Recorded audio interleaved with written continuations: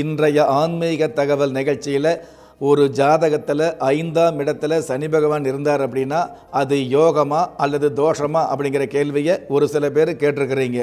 பொதுவாகவே ஒரு ஜாதகத்தில் 5ஆம் இடம் அப்படிங்கிறது பூர்வ புண்ணிய புத்தர ஸ்தானமாக சாஸ்திரத்தால் கொடுக்கப்பட்டிருக்குது.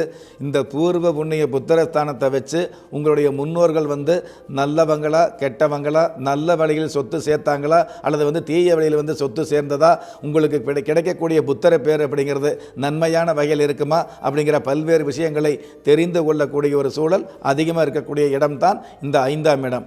அந்த 5ஆம் இடத்துல மந்தன் என்று சொல்லக்கூடிய இந்த சனி பகவான் இருந்தார் அப்படின்னா உங்கள் பெரியவங்க சம்பாரித்து வச்ச சொத்து பத்துக்களை முழுமையாக அனுபவிக்க முடியாத ஒரு தடங்கள் உங்களுக்கு நிச்சயமாகவே ஏற்படும். நிறைய பேர் பார்த்தீங்க அப்படின்னா கிராமப்புறங்களில் கண்ணுக்கெத்த வரைக்கும் இது எங்களுடைய சொத்துன்னு சொல்லிக்க முடியும். ஆனால் அந்த சொத்துக்களை சுயமாக அனுபவிக்க முடியாத ஒரு தடங்கள் அல்லது தாமதம் இருந்துகிட்டு இருக்கும். சகோதர வகையில் தேவையில்லாத சஞ்சலம் அல்லது சங்கடம் அல்லது தேவையில்லாத ஒரு ஒற்றுமை குறைவு இருந்துகிட்டு இருக்கும்.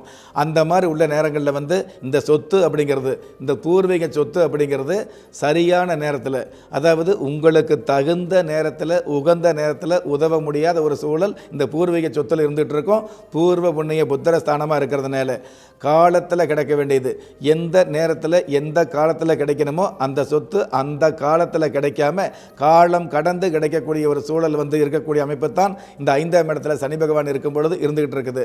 அதே மாதிரி 5ஆம் இடத்துல சனி பகவான் இருந்ததுன்னா உங்களுக்கு கிடைக்கக்கூடிய புத்தர பாக்கியம் ஆணாக இருந்தாலும் பெண்ணாக இருந்தாலும் காலதாமதம் சென்றுதான் கிடைக்கும்ங்கிற விஷயத்தை சாஸ்திரம் சொல்லி வச்சிருக்குது. இதே 5ஆம் இடத்துல சனி பகவான் இருந்தார் அப்படின்னா உங்களுக்கு கிடைக்கக்கூடிய புத்திரன் அல்லது புத்திரி மூலமாக எதிர்காலத்தில் உங்களுக்கு நன்மை அப்படிங்கிற விஷயத்தில் கொஞ்சம் சேதாரம் ஏற்படுங்கிற விஷயத்தை ஆதாரத்தோடு சொல்லியிருக்குது நம்மளுடைய சாஸ்திரம்.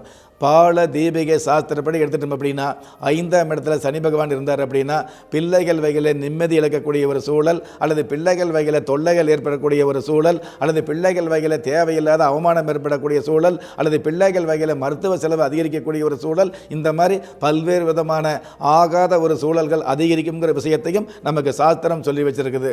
பொதுவாகவே 5ஆம் இடத்துல சனி பகவான் இருந்தார் அப்படின்னா தன்னுடைய பிள்ளைகள், அதாவது சிறு வயதில் சீராட்டி பாராட்டி வளர்த்த அந்த பிள்ளைகள் உங்களுடைய, அதாவது குறிப்பிட்ட வயது வரும் பொழுது உங்களை தேவையில்லாமல் பேசுவது, தெளிவாக பேசணும் அப்படிங்கிறதுக்காக குழந்தைக்காக கஷ்டப்பட்ட உங்களுக்கு அதே தெளிவாக பேச வேண்டிய அந்த குழந்தை தேவையில்லாமல் பேசக்கூடிய ஒரு சூழல் அதிகமாகுது அப்படிங்கிறது ஒரு விஷயமா இருந்துட்டு இருக்குது.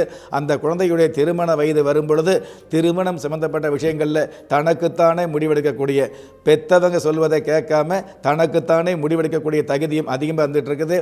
அப்படி தனக்குத்தானே முடிவெடுத்தால் கூட தாத்பரியமிக்க அந்த திருமண வாழ்க்கையில் தாறுமாறான முடிவுகளை எடுக்கக்கூடிய ஏருக்கு மாறான வாழ்க்கை அமையக்கூடிய ஒரு சூழலும் யதார்த்தமாக அமைஞ்சிருது அப்படிங்கிறது தான் இந்த 5ஆம் இடத்துல சனி பகவான் இருக்கும் பொழுது அந்த ஜாதகருக்கு கிடைக்கக்கூடிய அனுபவமாக இருந்துகிட்டு இருக்குது. இருந்தாலும் 5ஆம் இடத்துல இந்த மாதிரி சனி பகவான் இருந்தார் அப்படின்னா இந்தந்த மாதிரியான ஒரு கஷ்ட காலங்கள், இந்தந்த மாதிரியான ஒரு தாமதங்கள், இந்தந்த மாதிரியான ஒரு தடைகள் அப்படிங்கிற விஷயத்தை சாஸ்திரம் சொல்லி வச்சிருந்தாலும் அதே சாஸ்திரம் தான் 5ஆம் இடத்து அதிபதினு ஒன்று இருக்கும் இல்லையா, 5ஆம் இடத்துல சனி பகவான் இருக்கார் அப்படிங்கிறத விட அந்த 5ஆம் இடத்துக்கு அதிபதினு ஒருத்தர் இருப்பார். அந்த 5ஆம் இடத்துக்கு அதிபதி எந்த மாதிரியான ஸ்தானத்தில் இருக்கிறாரு, எந்த மாதிரியான நட்சத்திர பலம் வாங்கி வந்திருக்கிறாரு, எந்த மாதிரியான வர்க்கோத்தமம் பெற்றிருக்காரு, எந்த மாதிரியான ஆட்சி அல்லது உச்சம் அல்லது நட்பு அப்படிங்கிற வகையறாவில் இருந்துட்டு இருக்கிறாரோ அதற்கு தகுந்த மாதிரி இந்த 5ஆம் இடத்து அதிபதி அப்படிங்கிறது லக்கணத்திலிருந்து எண்ணி வரும்பொழுது 5ஆம் இடம் 5ஆம் இடத்து அதிபதி.